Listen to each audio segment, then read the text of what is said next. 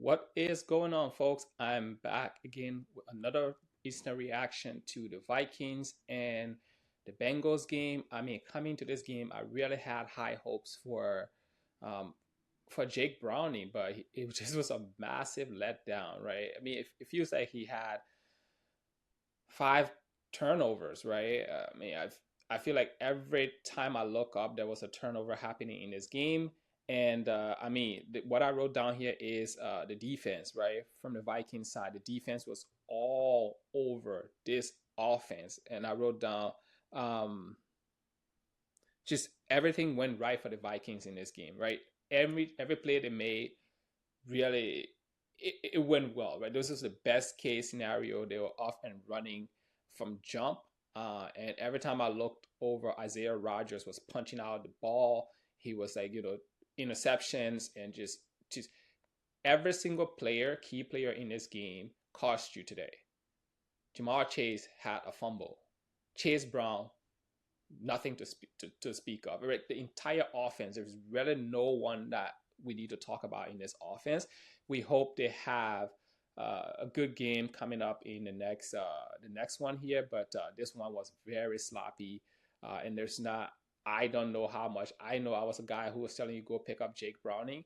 Maybe it'll take him a couple weeks to really get in sync with the rest of the folks on this offense. But Chase Brown has been really pedestrian thus far. I mean, Jamar Chase has had a good game.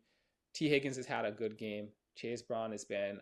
I'm getting a little nervous, so keep your eye on that one. But there's really not much to write about from the Bengals side of this game. Let's just try and burn the tape on this one, and let's just try to move on from this one because I think they will have better days ahead. But just nothing to talk about for this one. On the Viking side, like I said, everything was working, right? Everything they did worked. Um, Not much else to say, right? They'll take the ball away in plus position and then they score a touchdown. The big story here is that Jordan Mason was, as advertised, going into the season.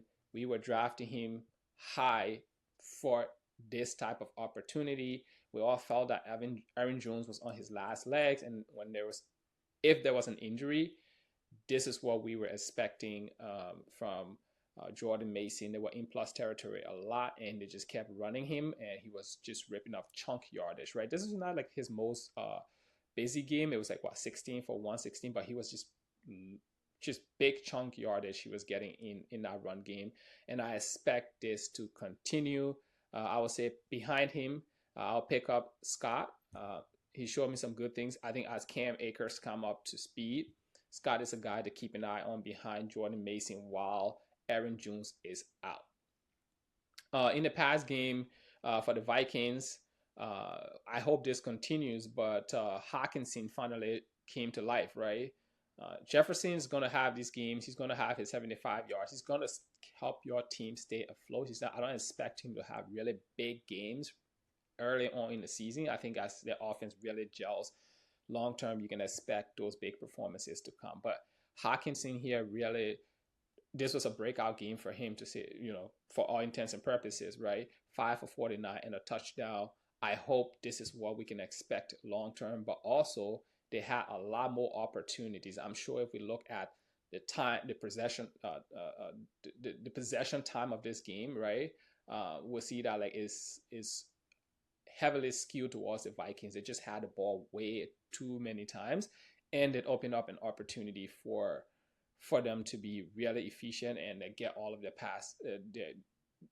get their offense on track and get all of their weapons involved. I think Carson Wentz really didn't have to do much here. He was solid on the day. 2 touchdowns, you would take it if you're in a 2 QB league and you had no opportunities and you were able to pick up Carson Wentz. You were sitting pretty right now. I would take the 2 touchdowns.